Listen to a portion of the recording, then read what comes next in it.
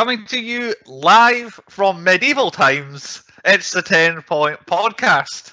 My name is Bruce, and right now we are sending information and entertainment to millions of satisfied citizens. And with me on our little ride on the information superhighway, first, Penis. Ah, you've asked what I was going to do. No, Chris. Vagina. Yes, exactly. Yes. It's Chris. And secondly, Hard. I don't know what that is. Nipple was the answer. Oh. It's Andy. There were other guesses for that one. We are the I 10-Point watched this film like yesterday and I've forgotten all of it already. Well, yes, we'll certainly come to forgotten bits, I'm sure, when certainly from my perspective, when we cover it. 10-Point Podcast, you can find us on all your podcast bits and pieces and places and all that. We're on YouTube, just look for 10-Point Podcast over there. You can see video versions of the reviews, just us. Speaking of video versions, Chris is freaking me out because he looks 3D, like it looks like he's coming out of his TV now. Yeah, kind of I just picture I've got it. around, yeah. Because you're in widescreen, so you look like you're coming out of the TV. Yeah. 3D glasses on now, we'll have that flashing on the screen during that. See, 3D's making a comeback purely because James Cameron mentioned it in one comment, hyping Avatar, and all of a sudden 3D's everywhere again in like the 2 days since that. So thumbs down, boo, keep 3D away. It came, it failed, it came again, and it failed again. Why does it have to come back again? Anyway, that's my TED. I remember the last time I saw it, I forgot all about it. I think one of the Hobbits gave me such a headache I gave up at that point. I think the second one was the last 3D film I saw. Yes, just search 10-Point Podcast on the internet, and one way or another you'll find somewhere to hear one of our podcasts. 10pointpodcast.com is our website. It's a direct route to all of our stuff. Before we get on to the podcast this week, what have you been watching in the last week? A little birdie tells me that Andy has the newest and most up-to-date thing that he's been seeing. So Andy, what have you watched in the last week? I watched Ambulance, which is a Michael Bay film, which means there's car chases and explosions and loads of action. Spinning around cameras. Oh, like he's upped his game. He's found a new camera technique that he loves and has put it in this film. And when you see the film, you'll know exactly what, as soon as you see the shots, you'll know exactly what, he basically looks like he's got one of them awesome little drones. And it's like, he's flying along, skyscraper, darts down, spins around the skyscraper and comes down and then flips over. Right. Now, that shot happens about 30 or 40 times in this film. Completely unnecessary, but yeah, so basically the film is Jake Gyllenhaal and his brother, I think they're brothers, I don't know, it's hard to, they don't really explain it that well, are doing a bank robbery and it kind of goes a bit wrong. Yeah. And then they end up in an ambulance. It is a winning formula, albeit a simple one for a film. Bank robbery. It is. My biggest problem with the film, now I enjoyed it, it is long because it is just basically one long car chase in an ambulance, which is pretty good. The problem is the rest of the film I've seen before. Like, yeah. I've seen the heist, I've seen what happens during the heist, only they extended it for an hour and 40 minutes. And then I know what happens at an end, because that's what happens in pretty much every heist film. Yeah, I bet. So, but it is very Michael Bay. I was killed. I don't think it's meant to be a comedy. There's just bits where it's like, car chase, right, which cop's going to crash next? Oh, it's him! And it's a spectacular fashion. It flips upside down, it goes flying through a skyscraper, it like almost hits a kid, jumps over a ramp into the, like, honest to God, you just know it's coming. Like, you're just driving along, there's a bit of talking, then you see a cop car that you've not seen before, it's like, he's crashing, boom, out of nowhere for no reason at all. I reckon they've destroyed more cop cars than Dan Blues Brothers. So right, okay, that would be a record to beat, I'm sure. Yeah, I wouldn't rush out to the cinema to see it, but I would definitely just get it in home video. It's worth a watch. Okay. There you go. I'm intrigued by this. Not every sort of weird action film that has my intrigue, but that one does. Jake Gyllenhaal is brilliant. He is my favourite. He's brilliant. Well, on a similar sort of vein of movie stars being good, which I'm sure we're going to get into later on as well, is I went and finally saw Morbius. This official, for some reason, worst movie ever released, worst movie of the year.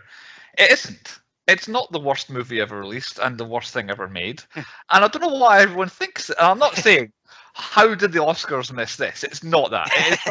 It is not good. I'm not saying this is great. You have to go out your way to see it. But I saw it, and it's not bad. It is exactly what it is, and there's no bit about it to me, was particularly bad. Now, a major bit of criticism was the end credits scene, which clearly is not what it was supposed to be, and they've had to change everything involved in it. Yep. But you can kind of ignore that, and also there's not much to that either. Like, it's really irrelevant. But the actual film itself, I thought Jared Leto was fine. He was good. I didn't feel like he was doing anything stupid. Sometimes he goes really far with what he's doing and things, and I don't like it. Well, to hold you there, have you heard what he did on set? Was he actually a vampire and biting people? No, like so he's not quite. However, he does get into the whole method acting. Start sending dead bodies, did he? Yeah, well, kind of. So basically, they had to stop him acting because when he's been a cripple, he acted like a cripple for the entire on-set. Oh yeah, no, I did hear that. Including going to the toilet, where it would take him like an hour to walk the way he was walking to the toilets because he wouldn't get out of character. So they basically had to they convinced him to go, could we just push you in a wheelchair to the toilet? And they basically allowed that to happen because they were already like weeks behind. Yeah. And he's just crippling on these sticks doing his acting, and yeah, he wouldn't come out of character. So minor spoiler alert, but I'm sure you know where the film's going. I bet they were dying to get to the bits of the films where he was walking. God, please. Yeah. But yeah, I don't know. Like, it's not. He's clearly not a vampire. As in, it's not. They even make a joke a couple of times about how he's not like your traditional vampire you get in kind of other things. But it was a slight different thing. I still think, like, you've just taken the whole Batman idea and gone a different way with it, and it's not quite as good as what Batman is. But I think Morbius is fine. Like, there is nothing wrong. My only criticism is I hate Matt Smith, and every time I see him in anything, I want to punch him in the face. There's like a 3-minute sequence in the film where Matt Smith is being all Matt Smithy front and center. I'm like, I bet Andy, like, I'm surprised he lasted at the end of the scene and just got up and walked out when this bit was happening. I hate Matt Smith, and I kind of hate like films because Venom does it as well, where the good guy is very similar to the bad guy, and those type of films annoy me. Yeah, there's a lot of that. It seems to be a way that lots of superhero films have gone recently, is that they quite literally take the whole, the villain is the hero in their eyes, but these films are literally, it's the same versus the same. Like, for me personally, I like it when colourful bad guy, crazy, whatever, is going against your normal sort of guy who's got superpowers, and that's. But yeah, like I say, all these superheroes nowadays seem to be like, oh, he's the same as him, and that's why that's a good fight. It's like, no, you want a bit of variety and all that. But yeah, exactly. I think Morbius is fine. And speaking of Batman, I know what Chris has seen in the last week. Why don't you tell us, Chris, what you've seen in the last week? Yeah, so Robert Pattinson's Batman, I thought it was fucking awesome. You could probably put this in the same universe as Christopher Nolan's. Is that kind of darkness? It's more dark. It's more dark. It's more fucked up. Straight away, you know, you're getting like fucked up when Riddler's being Riddlery. Yeah, I think I'm trying not to spoil it for people. Yeah, outside of the Dark Knight, it's the most I've liked the Batman on first viewing. Is the new Batman? I said a month ago, whenever it was, I saw. I'm all in on it. Like, I am. Yes. I can't wait for the sequel that they've just announced coming. And Pattinson's won me over. You fucking nailed the Batman. Yeah, that French person can come back. He always does. It's a theme with us that as soon as we doubt Robert Pattinson, he shows us up. So yeah. I'll tell you, I didn't expect to see it. Was Nasty Trevor from EastEnders. The Scottish guy who kicks him out of the first police thing. Right. He walks in and he drops the first F-bomb in the film. He was Nasty Trevor in EastEnders. Fair enough. I can't say I've watched EastEnders ever, really. So I was back in there. Didn't have a life. But there you go. When you did have a life. 3 thumbs up on 3 different things, I think there. A nice variety for you to check out. On to the point of the podcast this week, then. Now, point number 1 is, what is the point? The point is the 1996 comedy drama thriller The Cable Guy. Brought to us by Columbia Pictures, who made such films as City Slickers, Idle Hands, Triple X, 21 Jump Street, Django Unchained, and Grimsby. Nice variety.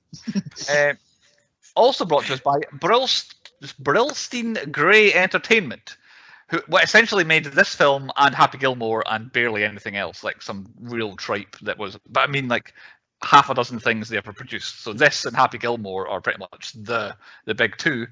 And finally, also making this Lichtmuller Film Corporation. They only produced 6 films, for a fact, and 3 of the films that they produced are The Cable Guy, Waterworld, and Idle Hands. So we have done half of the films that our production company made, and the other 3 I will never ever get to. That sounds like a challenge. But yeah, they are some absolute things, irrelevant things. Some of them even, I think one was a German film. But yeah, we've literally done the 3 biggest films they ever made in our 100 episodes here. Cable Guy, written by Lou Holtz Jr. Now, he only ever wrote this, as in this is IMDb page for Lou Holtz Jr. is this film, period. Nothing else. Not he was a Foley boy on one film or he was production assistant on that. Literally, it's just this. So I was like, how's this happened then? It's because Lou Holtz Jr. was a Los Angeles County prosecutor and the son of a famous NFL coach. And it was the only script he ever wrote. He just wrote this film script. He's in LA, that's what you do, while working for the, I don't know, county prosecution office. The film was going to star Chris Farley as the cable guy. And our man Lou Holtz Jr. flew to New York, met with Chris Farley, gave him the ideas. It was going to be a more light-hearted version, with him being essentially in the kind of John Candy from Plane, Trains and Automobiles kind of role, where a nice guy, but too nice that you can't tell him to go away, but he hangs around. But the second that Jim Carrey expressed any interest in being in the film, the whole production company was like, right, we need to get Jim Carrey in this, get him in. And then they got Judd Apatow in to rewrite a script. He wrote 4 different versions of the script that they all worked on, him, Ben Stiller, Jim Carrey and all that, to the point where it was essentially a whole different story. But Judd Apatow lost the Writers Guild dispute to get the writing credit. It's still credited to Lou Holtz in his only ever script. And that's why he's still the writer, despite it not actually being what he wrote. The film, directed by Ben Stiller, who I mentioned there, a very famous actor that I'm sure we'll get to him eventually in acting, which somehow we haven't. We've done nearly. Yeah, I was thinking that as well when I was watching this. Never done a Ben Stiller. Jim Carrey. Yeah. So directing credits for Ben Stiller. Reality Bites, he directed a couple of years before this, then The Cable Guy. Since then, Zoolander and its sequel a whole bunch of years later, Tropic Thunder, The Secret Life of Walter Mitty. I feel like that's got a connection to you, Andy. Had you seen that in the cinema or something like that? That was one of my first ever secret cinema experiences, where it kept being advertised as like, this film, I'm never watching this film, I'm never watching this film. Then everybody thought, oh, the secret cinema is going to be The Hobbit. And I was like, it's not going to be The Hobbit. And then Bly went, and then it was Walter Mitty, and apparently half the cinema just got up and left. When it came up here, I was like, oh yeah, I forgot he directed that. And the final thing, I don't know if Chris has done this intentionally, Severance, the TV show on Apple Plus at the moment, is directed by Ben Stiller, and it's very much heavily promoted. So very, very, very poignant to everyone called that Chris picked a Ben Stiller directing Apologies, I'm trying to stop my laptop from updating itself. Oh, no, right. That's why there's panic in his face right now. Yeah. You can both see and hear him so far, so we're hanging. Okay, starring as Chip, the cable guy, if that is what his name is, Jim Carrey. Jim Carrey, we've covered him before, again, no spoiler, but I have to hit on this again. Jim Carrey's starring roles from 1994 to the year 2000. Ace Ventura, Pet Detective, The Mask, Dumb and Dumber, Batman Forever, Ace Ventura, When Nature Calls, The Cable Guy, Liar Liar, The Truman Show, Man on the Moon, Me, Myself and Irene. And that's literally, I've not missed out any starring roles. He was in 2 other films where he was a bit part. That is where he was on the poster, back to back to back to back to back to back to back. One of the best runs ever. Yeah, I'd say so. The Cable Guy's right in the middle of it, and I don't know. I think it's probably the least popular of the lot. I think maybe I don't know if I'm right in thinking that. But the Cable Guy, I'm about to find out, is in the Carey run. After that, though, he was in other things such as Bruce Almighty and Eternal Sunshine of the Spotless Mind, and some more serious acting. He moved to his more serious acting after that, obviously. And of course, Sonic. And then, of course, in the Sonic movies at the end, yeah. Co-starring as Steven, Matthew Broderick, famous for being in War Games, Ferris Bueller's Day Off. And then I've got in my notes, what the hell? He was Simba in The Lion King. I did not know this information. I learned that today. Today I learned. Fucking hell. Jesus, Elvis. The Lion King. Absolutely no idea. That's so. How many years later? 20 years later, I found that out. More than that, probably 30 years later. Then he was in The Cable Guy, and after that, Godzilla has to get a mention. The film Election in 1999, Inspector Gadget, just because I recognised it, and then The Producers in 2005, and then pretty much had very little success since then in terms of acting and things. But that's Matthew Broderick. The film The Cable Guy, on a production and marketing combined budget of $60 million. $20 million of it went to Jim Carrey to be in the film. Yeah.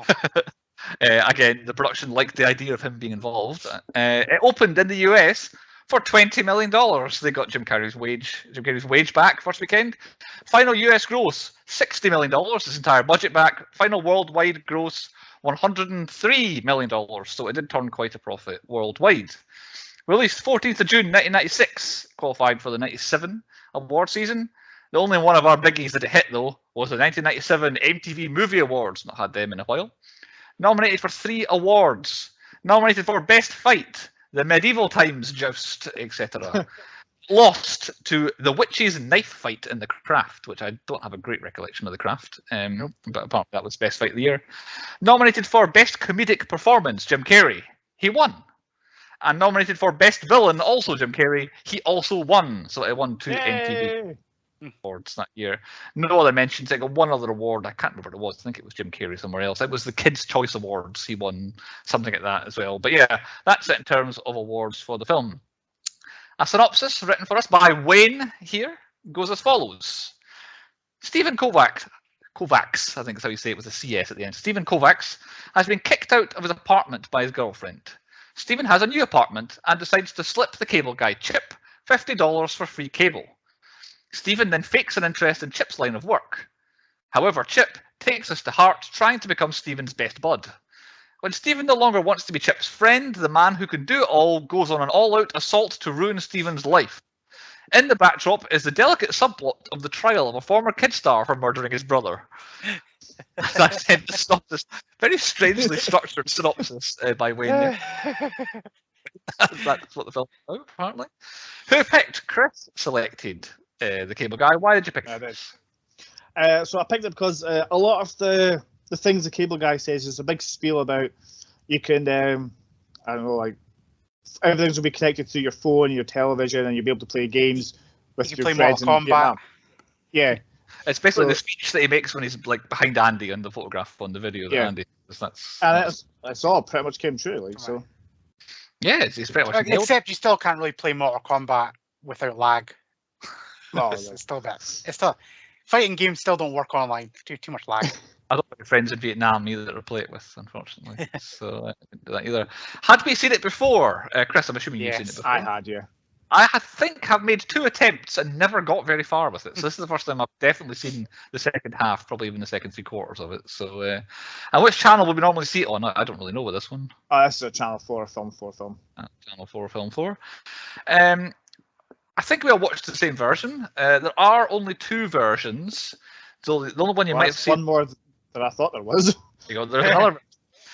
In order to qualify for a 12 certificate in the UK, prior to the July 2017 Blu-ray version of this film, the production were ordered by the BBFC to cut 4 seconds out of the film, including some imitable violence, which I think means imitatable, like as in you could imitate the violence.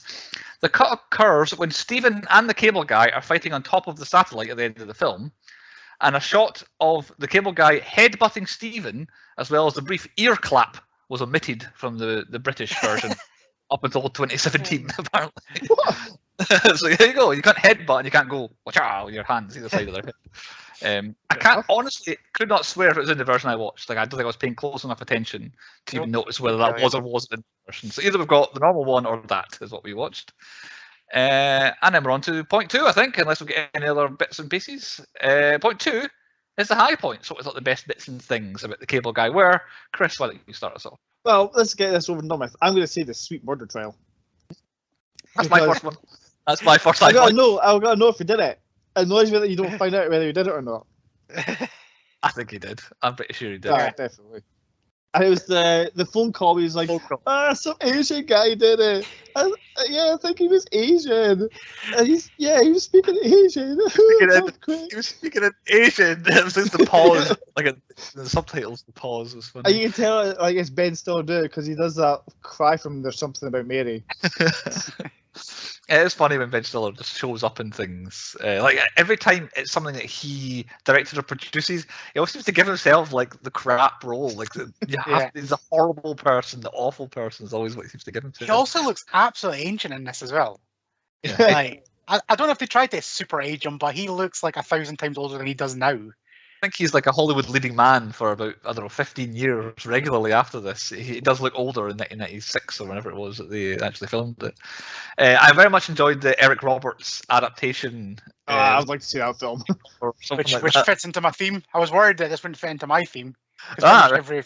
Everyone's fit into this theme. I was like, oh, yeah, Eric Roberts out of nowhere. But yeah, I think it was the 911 call that cemented it as this is definitely a good bit of the film. I think I may have turned off before I even got to anything good from the Sweet Brothers case in previous attempts. But yeah, I think he did it. It looks like he did it. Although I was thinking, how long do you think this period of time was, and how easy would it be to get a film made about an ongoing case before the case got concluded? Like, there's quite clearly that Eric Roberts film was coming out, and like they're still in court every day talking about it. Like, imagine now, Tiger King did it. Right now, imagine there's a Johnny Depp and Amber Heard film coming out, like based on their court case, as they're going about it. It seems quite strange. So my high point I've got after that is the basketball game. That's literally my next one as well. Yeah. This gets a high and a low point for me, but I'll go through the highs first. It's when you see Chip coming in, and he's just like, "Let's do this," and he goes, "Wait, I need to warm up," and he starts running side to side. It's one of these. It's like one of the Family Guy jokes that goes on too long, but goes on long enough that it becomes funny again. It's him doing the wall. And I enjoyed laughing. What I like about it is, in this situation, the weirdo usually ruins the game by being terrible and trying really hard. But in this one, the weirdo's actually really good, and it's like I quite enjoy the kind of subverting what I expected was. Oh, actually, that slam dunk was amazing. Yeah, really good. Yeah, that was my low point. Is about the guys. They were like, "Oh, you've totally ruined this game." No, I wouldn't. If I seen somebody do a slam dunk like that, I'd be fucking cheering and going, "Awesome!" They look like he just shit at a kid the way they just stare at him. Yeah, Jim Carrey looked in really good shape as well. Like, he looked like he was a beast at that point as well. Because he's usually quite skinny and very kind of limbsy, but he was actually quite built. But yeah, and then like the slow motion was just like ooh, behind them all, like grabbing up. The being like just full on physical. Oh, it's like prison rules or something like that. Yeah, and then I really like the song that plays there as well. Hey Man, Nice Shot. Oh yeah. Which I remembered. I was like, oh, I know that song. Like, very much a one-hit wonder, but I really like that song. But yeah, the basketball game, I was like, okay, I'm in. This is a lot more fun than I remember it being the last time I tried to watch it. Any other high points? Jim Carrey singing. Like, absolutely love that. Look at the silence. If you're going with that, it's in the very beginning of my low points, because I've got a quote here. Jim Carrey's karaoke is 10% too annoying. If it was just pulled it back just a bit more. The constant voice breaking it. Yeah. It was brilliant. Yeah. It sounds like I had one of them voice changers. It did. If we took it back just a tiny bit, I'd be like, that was amazing. But it just burns into being annoying. That whole karaoke thing's in my. Apart from American Woman, I quite like that song. The guy did that one justice, but it was he absolutely butchers that song. Before Jim Carrey stole the show, as it were, I was going to be like, who had the best karaoke, and I was going to say definitely the American Woman guy. But I think Jim Carrey essentially has to win karaoke. I think. But my ultimate super duper high point before you guys steal it is the entire medieval times scene. It is my highlight of this film. It's so much. I would love to go somewhere like that. Well, literally, we went to Florida, and it was my number one thing. We were going to go to all the theme parks and all that, and I told everybody we're going to medieval times, and we're like, "Is there one?" And literally, it was 5 minutes away from our hotel. So, and it is exactly how you imagine. It is exactly what you see there. Did you have a waitress like Garofalo who did not want to be there and to take part? Yes, pretty much. Oh, I forgot she was in this. I love Julian Garofalo. They're all dressed as wenches. Sean wanted a big, massive stein. Oh, it was carnage. It was exactly how you'd imagine it. I was not disappointed with medieval times. You and Sean called out to have a fight. You set up. No. We wanted it because this is literally medieval times sequence is the one thing that sticks with me through this film. I forget a lot of this film. However, that entire medieval times thing is just. I keep thinking this film's just about medieval times. I always feel like it culminates of them going to medieval times, and that's the end of the film. And having a fight, and that's the end of the film. Yeah, every single time. But yeah, just loved it. I enjoyed the banter with the waitress and her just not having it, and making a very good point about we don't like a cutlery, but we can have Pepsi was funny. And then they go on to start fighting, and I'm like, okay, let's see where this goes. And then he starts mimicking the Star Trek fight music, and I'm like, oh, this is great. And then actually playing the Star Trek fight music, I'm like, oh my god, this is incredible. I don't know how Matthew Broderick got through that without cracking up, because the noises that he makes when he's like comes in, he's like, I would fucking piss myself laughing at him. Yeah, it's like Jim Carrey is too much like through this film. I think we can all agree. But that sequence actually just allowed Jim Carrey to be Jim Carrey and not be annoying. Yeah, because he's technically playing a character as well. It worked. I will say, medieval times is just a lawsuit waiting to happen. I mean, honestly, like chest. Being there is absolutely correct. It's terrifying. Like they are like proper like wailing at each other. Like sparks are flying. You can see it's proper steel on steel. It's absolutely amazing. These places and like proper horses and like we were close. Like we could smell horse shit everywhere. Yeah. That's the only thing is when you're trying to eat like a whole roast chicken with your potatoes and that, and you're just a horse just walks past and has a massive shit in front of you. Tough going. Like when you mentioned how did Matthew Broderick keep it together, my next high point is Owen Wilson not keeping it together as he takes the beating around about the bathroom. That's my next high point as well as the bathroom. I really enjoy like because it's quite clearly is Owen Wilson and he is taking a beating. Like he's getting stuff up in his face, and like there's 2 or 3 times when he starts grinning. That is him with his mouth being put on like the hand dryer. Yeah. It didn't go on too long either. Like he gave him a satisfactory beating, and then just left him. Like it wasn't like it peaked with some comedy. It was funny, and then he just left him there. And I thought, okay, that's a perfect little scene there of him beating him up, and his fake comedy Tash was good as well. So yeah, I like the bathroom fight. That's just a great scene. It's just like you said, Jim Carrey being Jim Carrey. Just the noises that come out of his mouth crack me up. He's like putting that stuff in his hair, like, whoa.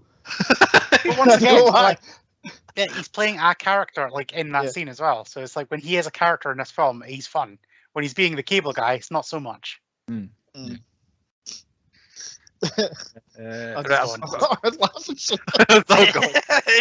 Literally broke Chris. So I'm totally beyond having seen this before. So I'd never ever seen the incredible awkward adult word guessing game where he has to play with his mum. Oh yeah, I forgot all about that. I'd never seen that before. It is an amazing. At this point, the cable guy is his enemy, and like they are like totally protagonist and antagonist. For him to set up this scene where he gets to be on his girlfriend's team, while Matthew Broderick has to play with his mum, is incredible. And just it gets to the point where I really do enjoy squirming in my seat. That kind of I'm just gonna ruin everything now. Like every time, like if Nicholas doing something in the kitchen, I'll just walk up behind him and go like, "The password is vagina." I should have got out my fucking ear.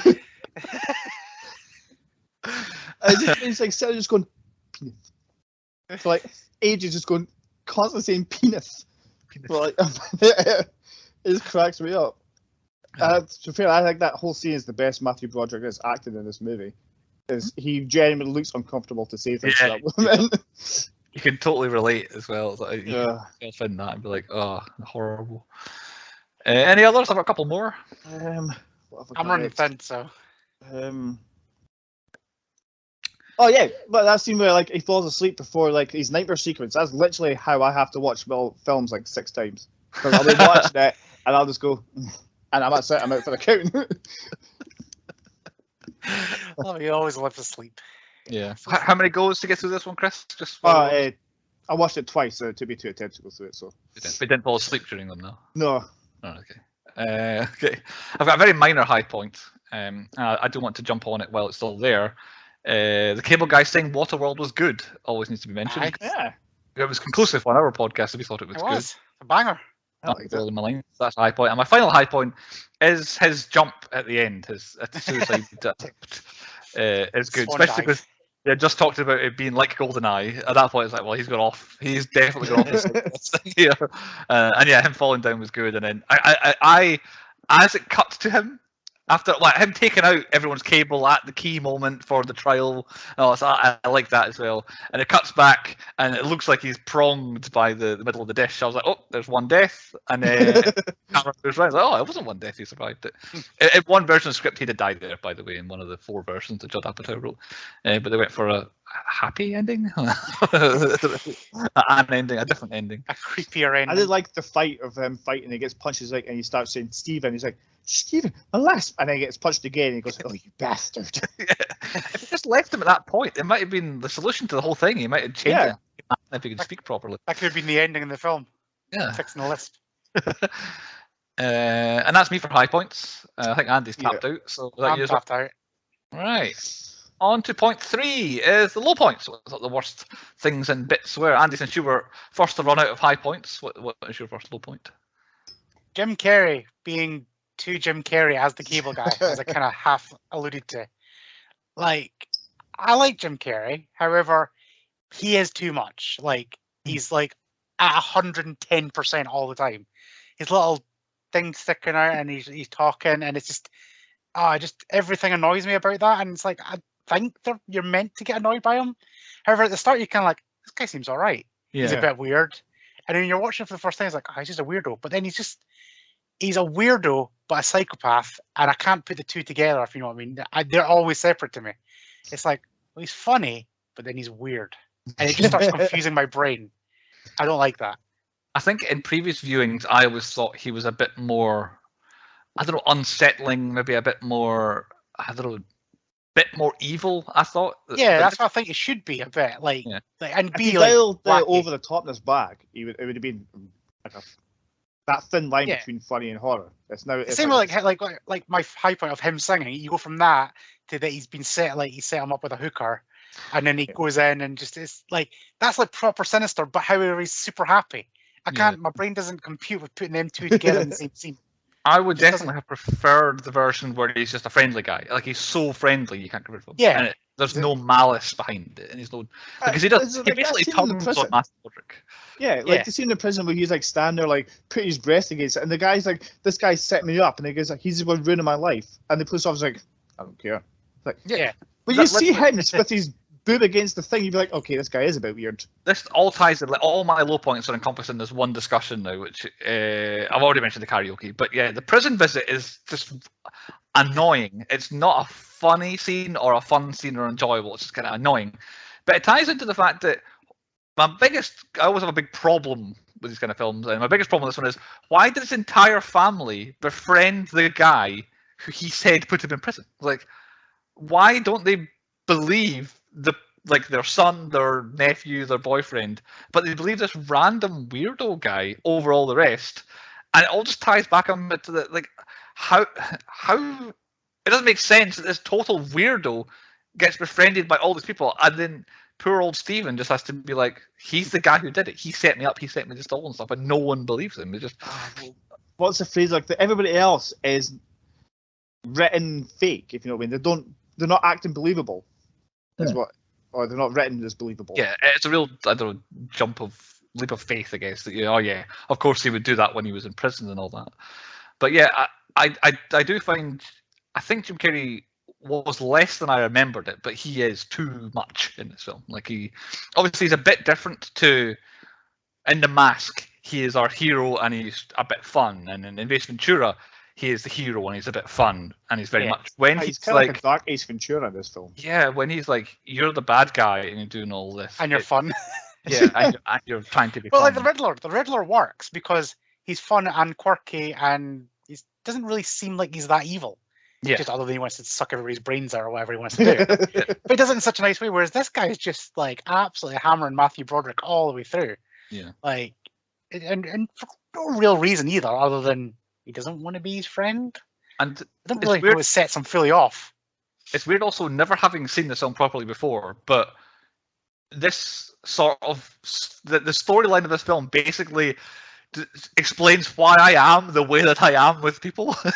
It's like, I don't want a cable guy situation to happen to me at any point. Like, I am happy not having that in my life, so therefore I don't need to befriend this person and that person and all that sort of stuff. I don't know. I found a plumber that way. It worked quite well for me.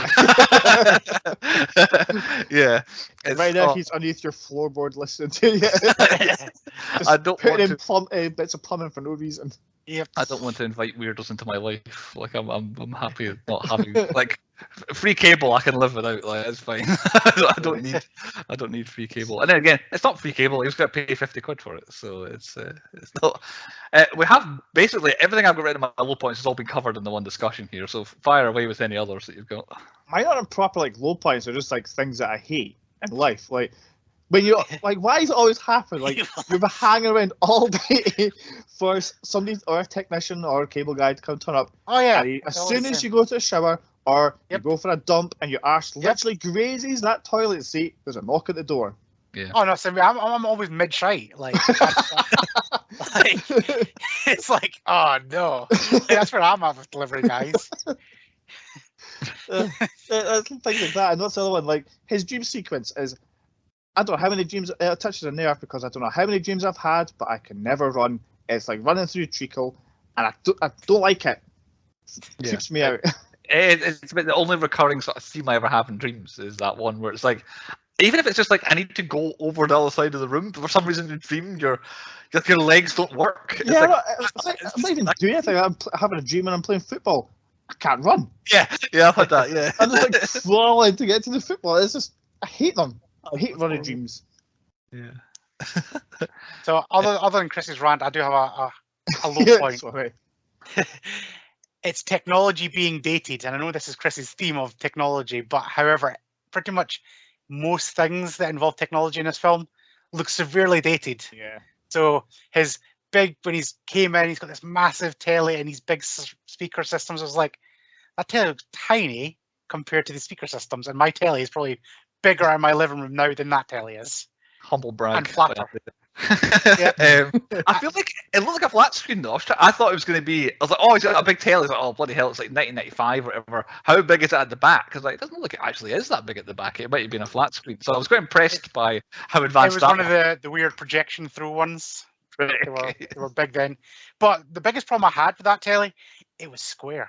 Like, no, it's like everything's widescreen. Now it's square. Like I was like, oh god, good for watching. This is old. Yeah. So I don't understand why everybody thinks that a karaoke machine is a height of technology. No, just fucking punt that out the window. I don't want a karaoke machine. Oh, you were singing at the wedding. You were singing at the wedding, Chris. You're loving it. Probably. You were singing American Woman, giving a laldy. Jefferson Airplane. Any others? Like I say, I am out. Like not. I actually hated the ending, like the dish fight. Like I don't know what it was about it. Like I said, I always feel like this film ends on medieval times. Yeah. And I feel like that would have been a better ending. They've kind of got over the things like, all right, you're not as big of a dick, right? Okay, but we're not going to see each other anymore. Then he befriends one of the knights or something like that. The film should have ended. But it's just over the top. Like they get sinister. It's like Matthew Broderick, like basically like kills them pretty much. They're having a big fight, and then Jim Carrey decides to suicide, and it's like you basically killed that man, like not being his friend. It just all turns a bit dark. He brought it on himself though. Yeah, really did. Well, then he makes a new friend, a helicopter guy. Who oh yeah, and is then now it's all going to be be happy. getting, exactly. He's going to get a free cable, and he's going to be, I don't know, kicked off the force. Yeah. Yeah, I also do wonder, like, they send a helicopter to the situation, and it has to be just because Matthew Broderick phoned the police to say, oh, I think this guy has stolen my girlfriend, kidnapped my girlfriend, and taken her to the dish. It's like, why would they send a helicopter? Like, it seems like it's quite. They would send just a police car, wouldn't they, to go? Well, we better go check this situation. Were there? Oh no, there was a helicopter there because it was late. Oh yeah, aye. That's a good point. I do feel like it was they were ahead of the game with the helicopter. They've gone a bit far here, especially when that big court case was on. Everyone was watching the telly. Any other low points, or is that us? No, I'm out. That's on to point 4 then. The stats. I've kept my usual stats as normal, and There was only one shit by my count. The internet says there was 2 shits, but I do only recall there being 1 shit. No F-bombs, nothing stronger than that. No explosions, which I think was true, and no deaths, because Jim Carrey didn't die at the end, unless you count the sweet brother that was shot, but that didn't happen in the film. Was just there was explosions in the TV ads as it was. Channel hopping. There was channel hopping. The channel hopping really, at the beginning of the film, really threw off all my plans, which I will get to in a minute. Yeah. Okay. Some televised explosions that were in another film or television show within this film, I guess, if you want to say that. But yeah, very low number either way. Our usual quotas. Was there a dead animal? Because I can't remember anything where there was a dead animal. This sort of film, normally Jim Carrey would have killed his dog or something like that, and it would have happened. No, but I can't. There was either. Yeah, no cows, no goats, none of our usual animals. No peeing jokes, references, or anything like that either. I don't think anything was done in toilet-based humor. Oh, yeah, in the bathroom, yeah. Before he starts the fight, he's going for a pee. Aye. Ah, there was. He went for a pee, they went into the cubicle, didn't he? So there was Owen Wilson peed. Yeah, I make note of that. No paedophiles and the devil, and no KKK Nazis. Nothing too dark that I could think of. Chris, I reckon he signed up to all of those memberships, though. He will, just looking for people, like just to be friends with. Looking for a friend, yeah. He'll be the opposite, so he'll be like a Black Panther as well. Like he'll be everything. He's like, in every single possible group. So I thought, as I usually, I take the title of films very literally. So I thought, I'm going to count cables and I'm going to count guys. I was going to count cables. So I didn't count guys.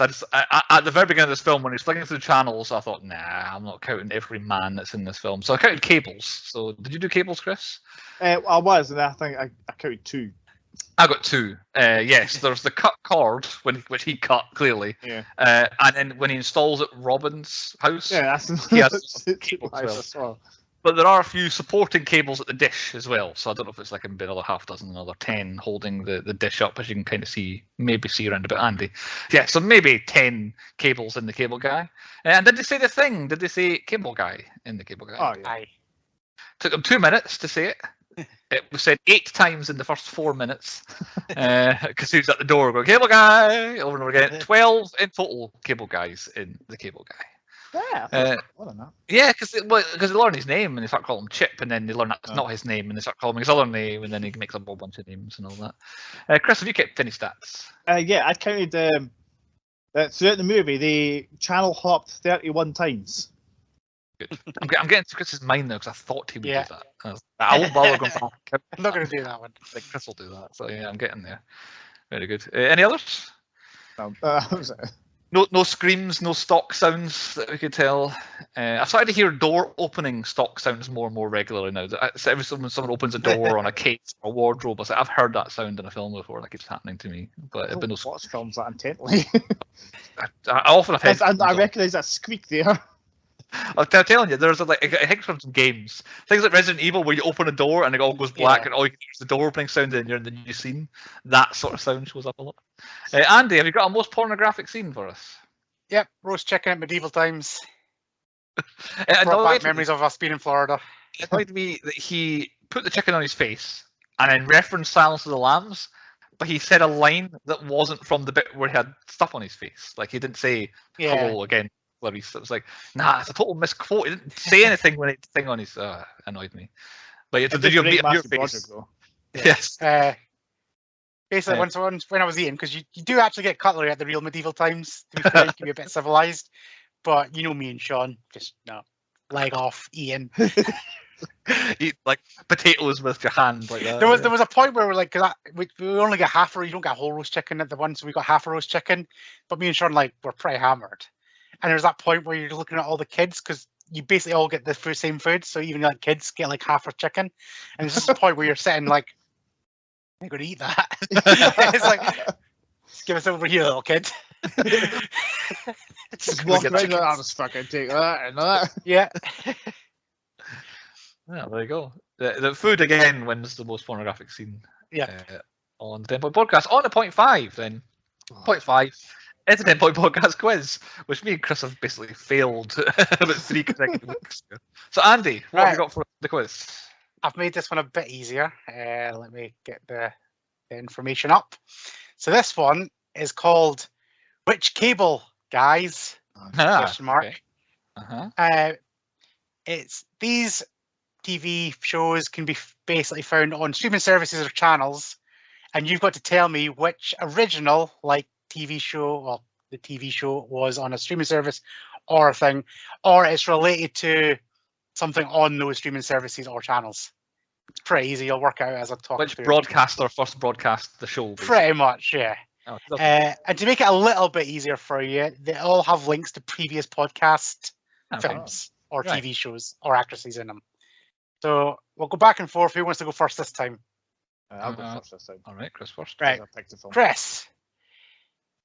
Only Murders in the Building stars Steve Martin and Martin Short, but can be found on which streaming service? Is that Disney Plus? It is Disney Plus. See, nice and simple. Okay. Right, Bruce. Give you something similar on the thing. Ozark, however you say it, starring Ozark. Jason Bateman. That's the one. Can be found on which streaming service? I think Netflix is it. It's one. It is Netflix. Yes. Never watched Right. it.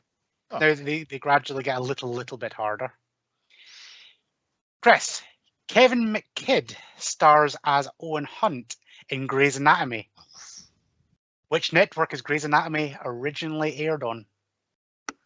A US network. It's not a UK I'm looking for. I'll help you with that. Yeah, is it ABC? It is ABC. That would have been my guess as well. Bruce, which previous podcast actress stars in Netflix original The Babysitter? So it's a person this time rather than it. Yeah, it's a Right. person. I've mixed it up a bit. Is that Samara Weaving? It is Samara Weaving, yes. Oh, You that's see? a good show. I was going for Sandra Bullock or something. Right. Something on a similar vein for you, Chris. Mhm. Ming-Na Wen stars in Disney Plus TV show Book of Boba Fett, but what is her character name? Is it Fennec Shand? Yes, I'll allow it. Was it Sand? That's all You kind of cut off, so I was like, right. Shan, Yeah. what did you He say? got it right. Fennec All Shand. right. Yeah, I only heard. I got half his last name. So yeah, Right, go for okay. that. Bruce, Eric Roberts stars as the Master in which BBC original movie? Oh, that's the master. Right. Yeah, so it's a movie this time. So is it movie on the BBC? right? If it's BBC, it's movie. It's the master. Immediately, my brain thinks Doctor Who. Yeah, that's what I'm going. I don't It know. is Doctor Who. Right? Is that? I didn't it? realize they Doctor did a movie. Well, hey, Doctor Who. Yep. It's Doctor Who. Hey, there we go. Chris, the Fargo TV series premiered on which American network? I've got one. HBO. Nope. Bruce, gets thrown over to you. It didn't. I'm gonna guess AMC then. It's not AMC, it's FX. Damn, that was my other one. Damn it. Where are we going? Bruce. Knights of Badassdom star Danny Puddu portrays Brad in Mythic Quest. But which streaming service would you find Mythic Quest on? It's Apple TV Plus or just Apple Plus? I don't know. It's Apple TV Plus. I'll take your first answer for the full Thank points. you. Christopher. I think you need this to stay in the game. I don't know the I think it's like scores. $3, isn't it? It's 4-3 to me at the minute, Oh. but we've had the same number of questions. Chris. Yes. Michael Myers will star in a Netflix original TV show coming out May this year. What is it called? Mike Myers again, not Michael Myers. It's not. I would say Austin Powers 4. I know for a fact it's not that. It's That's not what Austin I wanted Powers it to 4. Bruce. The Pentaveret, It is. be. Ah, no way. because it was mentioned in our episode on Slim Married an Axe Yeah. Murderer. It was mentioned in that film, and then somehow it made the film, the TV show. Exactly. And just to cement your See if I can get all my when- questions right. Jennifer Aniston appears in which Apple TV Plus original? Oh, what's it called? Damn it. Is it called like? Oh, it's not that. Damn it! It's got morning in it, doesn't it? It's got the word morning in it. You're going to help Chris when he gets thrown over. God, it's good morning, but it's not good morning. It's not good morning, Chris. For Morning Wood. It's not the morning wood. It's the morning show. The morning show. Oh, it's even more obvious than that. Damn, I did like all the questions right there. Damn. So there you go. Winner. The cable guys. Bruce absolutely dominates. He knows these TV shows and streaming services. Yeah, I've pretty much. I think all these shows have come up in research for previous episodes as well, which is very handy. I was originally going to go do like proper American cable shows that nobody's heard of, but even I couldn't do it. Like, what show was this? What channel was this random show you've never heard of on? Yeah, like a guessing game. Very good though. Good quiz, Andy. Yes, and we were a bit more about it this week. On to point 6 on the podcast then. Movies within movies. I've got a huge long list of references. I started writing down why the references were references, but I gave up on that. So these were all things that were mentioned, shown, referenced in the film. Mortal Kombat, Sleepless in Seattle, Highlander, Play Misty for Me, THX 1138, Gimme Shelter, Silence of the Lambs, Star Trek, Rambo. That's because I think Eric Roberts' character in the film of this court case was very much dressed like Rambo. That's the only one I'll mention. Mission Impossible, Midnight Express, Superfly, It's a Mad, Mad, Mad, Mad World, Psycho, Field of Dreams, Friday the 13th, Waterworld, Spider-Man, and GoldenEye. Plus others. There were other things as well, but they were the ones that I think most stood out. And what's never not good, a wee bit tough, this one, because almost Jim Carrey. He's almost never not good. But basketball games in films are always yes. Yeah, I was watching this film. I got not incepted. What's the word? Mandela effect. There's a film. I don't know what it is, but somebody does a jump shot, and the face just goes down a big hairy chest, and I can't remember what it is. Ben Stiller's in it. It's a long Yes. Pop. Is that it? I was between him and Adam Sandler. I thought it was Good Luck Chuck because I know they played basketball. Right. It's no, so it's Long Came Polly. I think he's maybe got OCD in it or something like that. I think that's why it's so horrible to him. I think because he gets forced into playing basketball. But yeah, even in the American Office, the basketball game is one of the best episodes as well. Yeah. Chris, the TPP universe. Where does this movie fit in our universe? Strap in because this could be the longest list yet. Right. It's up there. I'll go through as many as I can. So Jim Carrey, he surprised. I think he's only been in Me, Myself, and Irene. All I could find anyway. Yeah. Okay, good. Leslie Mann, I don't remember, but she was in. Oh, no, that's Christine Applegate. Yeah, she was in The Vacation with somebody, but she was Thingamy's wife. Chris Hemsworth's wife. Yeah. Yeah. So she's like the sister of Ed Helms. Is it Ed Helms? It was Ed Helms. Yeah. It just came to me there. Jack Black was a smoker pilot in The Waterworld and a scrapper in Demolition Man. I forgot about that one. Third, I know Andy's a gigantic Jack Black fan, and Chris and I are not against Jack Black, but we've had like his 3 most insignificant roles in his career. Yes. Oh, I've got one coming up later on as well. Not this season, but at some point. George Segal was in Lucas Talking. Do you know who he was? Yeah, he was Albert. He was the dad of the baby. Mikey's dad. Yeah. Mikey, not Mickey. Yeah. Eric Roberts was the big bad in The Expendables. Monroe. Is that it? I feel like he's in something else, but it's that it? Brett Roberts. That's it, Brett Roberts. Yeah. Somebody called Lloyd Kino was in Mortal Kombat. I don't know who he was. Grandfather, he was in Mortal Kombat. I don't know whose grandfather he was, but he was grandfather in Mortal Kombat. Charles Napier was the bandmate, one of the main bands. Tucker McElroy from the Good Old Boys. Both Kyle Gass and Sean Wallen were in Idle Hands, and Sean Wallen was also in Waterworld and Batman Returns. And Batman Returns.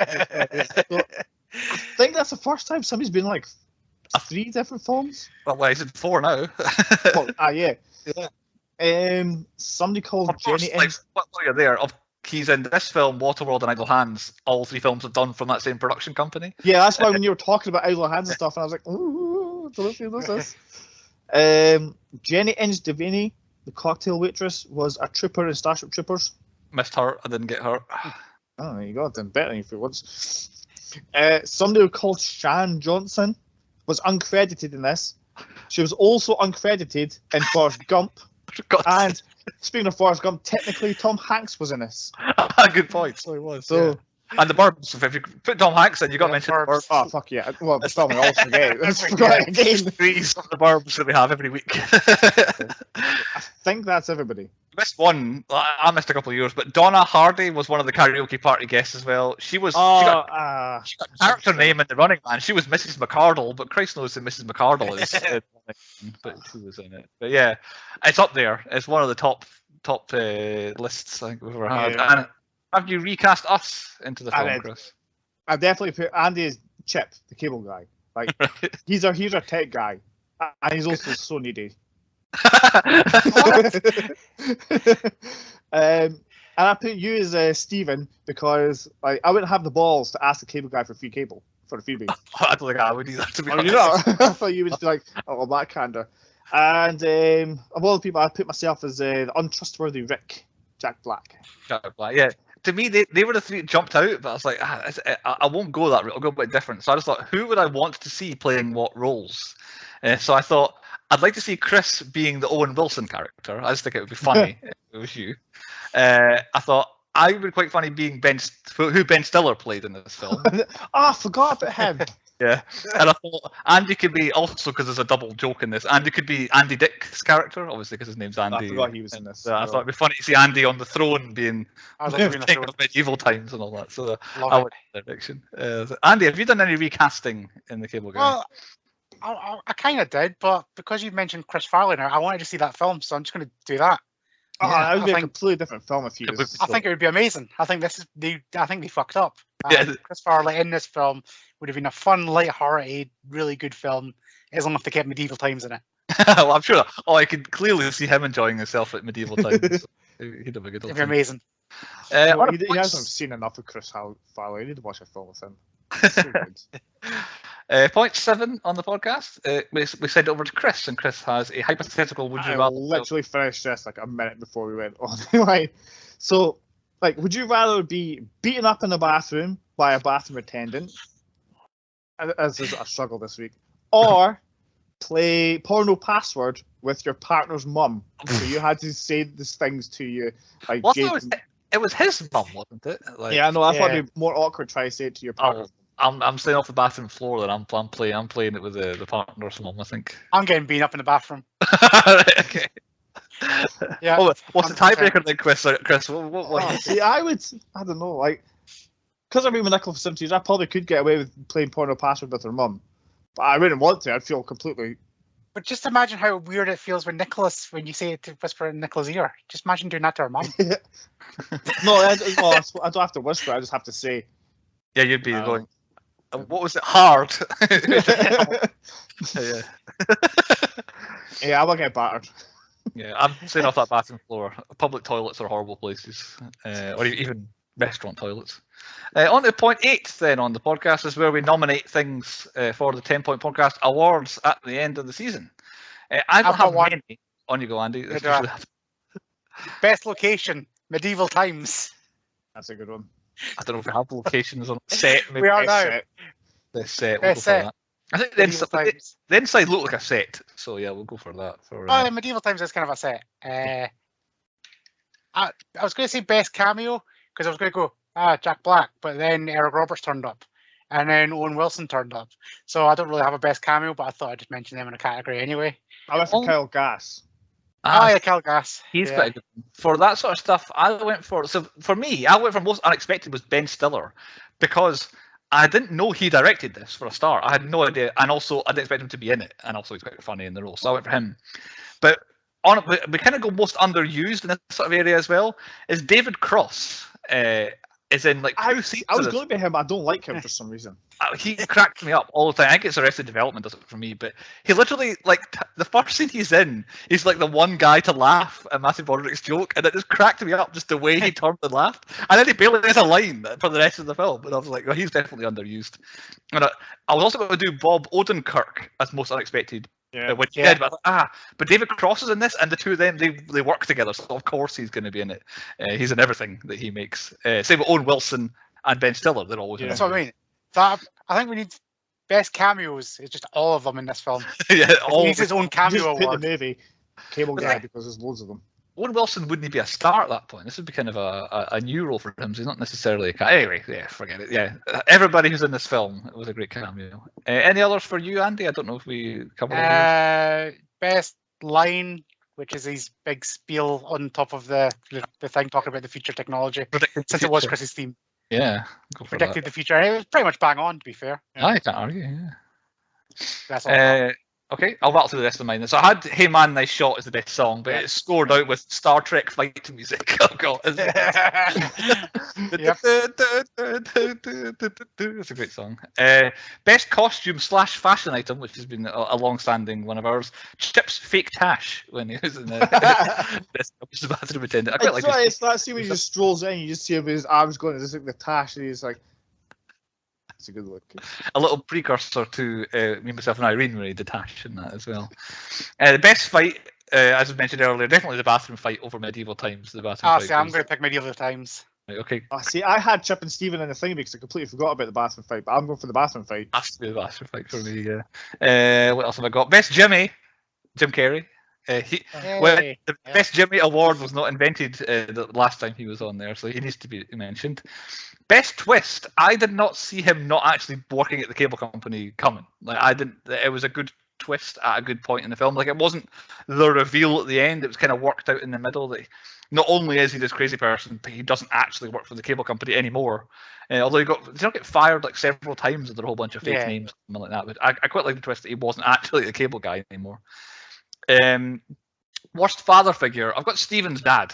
This is a word he says. Yeah, he doesn't. He sides with Chip over him, and the whole time it's like, "You're killing your mother. You're killing your mother." The entire time he's in prison, like not giving him any sort of help at all. Stupidest character. I've got Steven's entire family is the stupidest character. Yep. And then for the A++ top awards, I've only got one nominee, and for best bellend, Owen Wilson. Owen Wilson played being a complete dick amazingly at his the restaurant bit. I think he was a better bellend than Jim Carrey was being a bellend, to be honest. So that's the end of my nominees. Chris, what have you got? A lot of mine are the same as yours, but I've got a Michael Pena award. On Chip explaining how he got his lisp. He got booted in the face with a steel toe cap and stuff. Oh yeah, okay, yeah. When they're the first time they're under kind of mandating the dish, he explains everything. Yeah. My biggest bellend, Trey Controverse, Stephen. He leads Chip on by giving him mixed signals. He's like, "Oh, we're friends," but then he does something wrong. We're not friends. Then he gets annoyed at Robin going on a date, but he's off banging prostitutes. So he didn't know that. Doesn't matter. He's just still banged somebody when he was supposed to be all lovey-dovey with Robin. So I think he's the biggest bellend, and he nearly kills somebody. Chip doesn't kill anybody. It's a good argument. It's a good argument. However, I'm worried here that Chris is he seems to be siding with the psychopath. That's a bad sign. Yeah, Chip is meant to be the crazy one here, and you're going with him. Crazy goes for crazy. Yeah, exactly. Okay, is that us then? Yeah, all the rest have been covered. On to point 9. Point 9 on the podcast is our moral of the story. What we thought the lesson. I've got 2. Right, on you go, Andy. Right. Keeping with trend, I'm going to switch up a bit. Bastards be crazy. Oh, I couldn't think of the one to go for that. Would it be bastards? I guess it would be bastards. Yeah. I was going to say dicks be crazy. Dicks be crazy. So yeah, anyway, bastards be crazy. However, my actual moral of the story is, if you get the chance to go to medieval times, just go. My moral of the story here is just leave people alone. I think this is a message to the kind of person who's a bit like Chip. Like, don't be too needy. Don't stop. Let's leave people alone. Is what I think the moral story is. And Chris, what's yours? Yeah, bathroom attendants are creepy. I hate bathroom goblins. It's the most awkward. I have been in so many toilets with bathroom goblins, and it's just like, what do you do? It's like, because you get that moment where you go and you have a piss, and then you turn around and it's like, he's right next to the sink. Do I just walk out because the door's closer? But then he knows I've not washed my hands. No, it's the washing hands part. They're always far enough away from the toilets and the cubicles. It's the washing hands situation. Is like, but then you go over there, you wash your hands, and you're like, oh, there's no hand dryer. And then he just pulls out the towels, and it's like, but then he also puts the other hand out because he wants money. Shake them off and walk out. And it's just like, yeah, just hands down the trousers and you get big wet patches and walk out. I hate toilet goblins. It's funny. It's not a job. Like I don't need help in the bathroom anymore. I'm not a 1-year-old. Like I'm pretty sure it was the first time we went to the Milton Keynes for like a convention or something like that, and we were out in a club. And like, the guy's standing there, I'm like, oh, that's okay, I can do this, thanks. And as I'm walking out, he spritzes me, and I was like, I'm not giving you money, you sprayed me, I didn't fucking ask for it. Absolutely Unsolicited spray. We didn't know it was spray chloroform.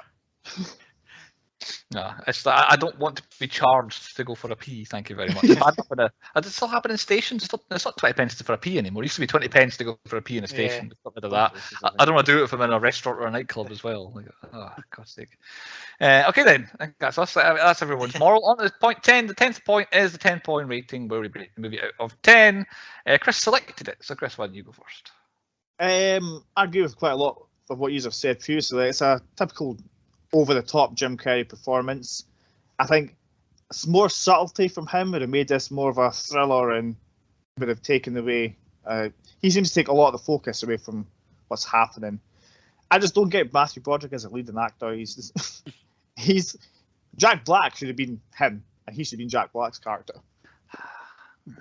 Yeah. I just don't get him as a good. I think they're too. Matthew Broderick is too much the straight man. Whereas Jack Black is too zany to be the straight man. You need someone in between. There's an answer in between the two of them, I think.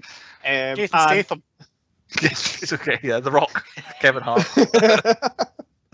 And there's so many, like you previously touched on, the movie and TV references. I felt like Captain America. I was just sitting there going, I got that reference, yeah. Like Leonardo DiCaprio. But overall, I still enjoy it. It's like there's a lot of funny moments and good bits, so I'm giving that 5. A 5 from Chris. Andy, how about you next, because you'd seen it? Right. This film, pretty much what Chris waffled on about. However, it's so incoherent, this film, that I even forget about it. However, this film purely gets the points I'm about to give it to, purely because of medieval times. It's a lot of points for just me in medieval times. It's the only section of this film I really enjoy. It's a 3. 3 for Andy. Oh. For medieval times rather than for the film itself. So yeah, first I've never seen it all the way through. It's too dark to be a good comedy, and it's too silly to be a good thriller. And it finds itself, unfortunately, not working in the middle. Sometimes that does work as a recipe, as a formula, but it doesn't. It's kind of not my thing. It's not funny enough.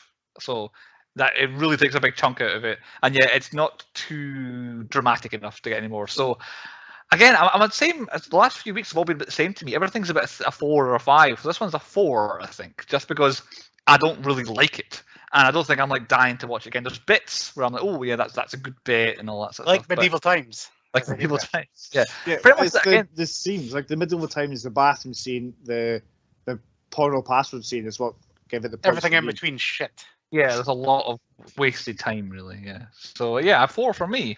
I think it balances out to a perfect 4. I think in total. So yeah, perfect 4 out of 4 for what's it called? The Cable Guy. I said Me, Myself, and Irene, which is better. Go watch it. Me, Myself, and Irene again, then watch this again. I think. So yeah, a 4 for The Cable Guy, and I've just realised at this time that I've not mentioned to Andy about the wheel yet, so I can now buy Andy some time to prepare the wheel if he's not already prepared. It's ready. That's cool. Oh, I thought it was you. Well, I come after you, don't I? Yeah.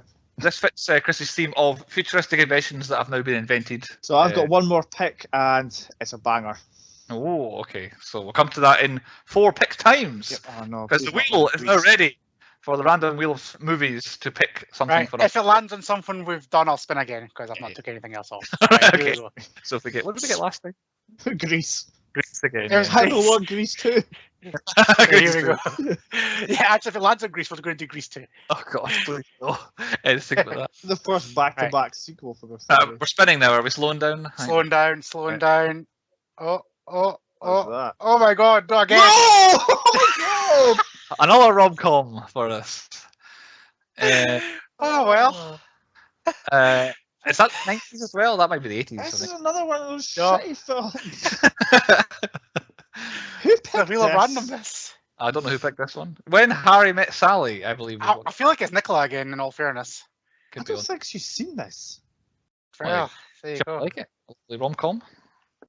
Anyway, I Billy think Crystal. the wheel is just it's rom-coms now. It's feel like really I feel like we it's- nearly had with Harry Met Sally in a recent pick. It was like the last one that was eliminated before we got something. So there we go. When Harry Well, Met Sally. Can we start I'll definitely- vetoing stuff? No, I don't think we can't can. veto. No, not when they're put on the wheel. Have we all seen it before? I know I asked next week, but I couldn't tell you. I know that one scene in the cafe. Yeah. I don't think I've actually seen this all the way through. Definitely. Chris's face. Wanting to see it either way. So there we are. I've never seen it before. I can't remember it being brilliant or awful, or it must be somewhere in between. So yeah, there you have it. When Harry Met Sally is our next The pick. last time you see me, I'm not coming back. Yeah, we'll have approximately 7 days to find when Harry Met Sally, and we'll get you next time on the Template Podcast.